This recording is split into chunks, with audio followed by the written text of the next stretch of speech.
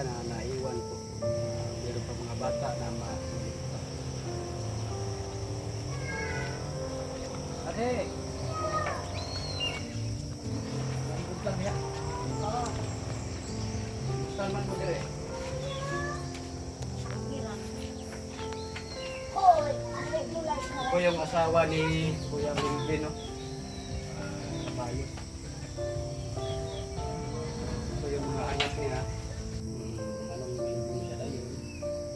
lubong sa kayo. Kung sa mo, kasi kayo umungit. Wala ko kwarta ito. Pira. Kwarta. Lubong na lang sa piso. Pagkaukma. So, nabalitaan namin, no? Umahala si Kuya Melvin. Hindi kami nakapunta. Dahil December 31, no? So, magbabagong taon na. Kala namin mga sa susunod na araw pa siya ilibing. So, siguro sa sobrang hirap ng buhay ay nilibing na kaagad. So yung ang lungonte, doon mo para lungon. Sumayo. Sumayo mo nagkuhan. Hindi kayo ng tulong kay Mayor. Bisan gaulan, hindi nyo gapon nilubong. Ang lubong. Jadi pag mga yutang, kalutan sa mga lutay, usap ang may lubong ito. Balot, kapod. Ilan ang mga anak na angarete? Sila ang Ang kapuran na sa Manila ninyo, sa Manila, kapag na Manila, wala ka ulit, wala ka masahe. Hindi ka daw simple. Sa karo, sa kambuto pa ako. Ang tigilin sa mga pakuliran, kaya alam, wala man, kaya wala ko masahe man. Kaya pliti, ito ang Manila akong anak ng duha. hindi nakauwi ang mga ibang anak ni Kuya Melvin. No? Hindi nakapunta sa burol ni Kuya Melvin dahil sa sobrang hirap din ng buhay. Kaya siya ilibing kaagad. Walang pang balsamar. No? So, kaya po inilibing kaagad si Kuya Melvin dahil wala pong pang balsamar dahil sa sobra po ng hirap ng buhay. So, si Kuya Melvin ay matagal na pong nagkasakit, hindi po siya napagamot. Kaya hindi po niya nakayanan yung sakit niya. Ayan. Pumanaw na po si Kuya Melvin. Rest in peace, no? Sa mga Arbayos family. So pumunta kami dito para mag-abot ng kunting tulong. Dahil po ito kay Ma'am Rochelle. So, salamat kay Ma'am Rochelle na nagpaabot ng kunting tulong. So namin direte para po ihatag naman ninyo. So para may lang po ni para sa iyang mga anak. Ha? So para sa kanyang mga anak na lang na naulila. So siya po ang anak ni Kuya Melvin. So naanak karon diri ang unom. Na, ang duha ito sa Manila, doon ko ano na ni Dre.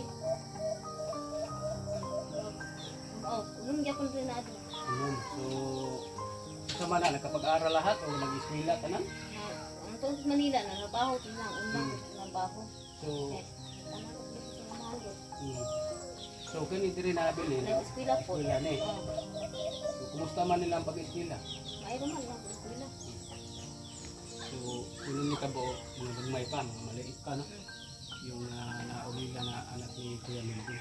Isao na ba lang ang mga adlaw-adlaw niyo kaya ang kuan na wala na si Kuya Melvin. Kuno nang ngita, Kita na lang ka. kuno nang kamot ani. So salamat po kay Ma'am Rochelle no na nagpaabot ng konting tulong. So ito galing to kay Ma'am Rochelle no. Maraming salamat kay Ma'am Rochelle sa pinaabot ng konting tulong no. Marami po salamat. Ang Panginoon na po bahala sa inyo ma'am no. So para ito sa mga naulila na anak ni Kuya Melvin.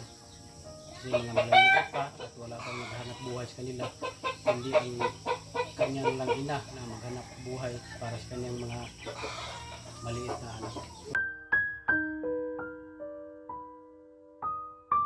So ito te, ayan, bigayan kay Ma'am Rochelle. So anong masabi mo te kay Ma'am Rochelle? Sa may masulti mo na ilitabang. Salamat. So may nalang po na, no? Makapalit mo ang kanang kinahanglanon ninyo para sa mga bata. So kaning unom din habilin din, eskwela nito na. Eskwela. Marami po salamat sa nagpaabot ng tulong kay Ma'am Rochelle. So, may paabot din tayo, no? Ito te para sa galing to sa amin te para sa inyo ani. Tabang ina ko ninyo tulong para sa inyo mga anak ng gagmay pa. kinahanglan kining kwartaha mabutang ni sa tarong, makakuha sa inyong anak, mapalit ng mga gasto.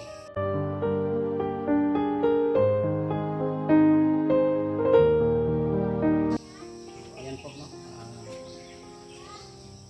Maraming salamat po talaga sa mga blessings, no? Kahit kunting tulong ay tuloy-tuloy pa rin po tayo. Dahil wala na pong nabuhay sa kanila, no? Ihati na lang kasi wala na siyang asawa, kumana na po si Kennedy. So, maraming salamat po talaga sa mga nagpaabot ng kunting tulong kay Ma'am Rochelle. Shout out po sa inyo, ma'am. Ito na po kailangan po namin. Te, di na po maglubay ha. Dala ni. So ang mga bata na andito na. Naman dari ko. Ako isa nag-pilis minute gap. Dili ko gapon, uli na po siya. Working. Working.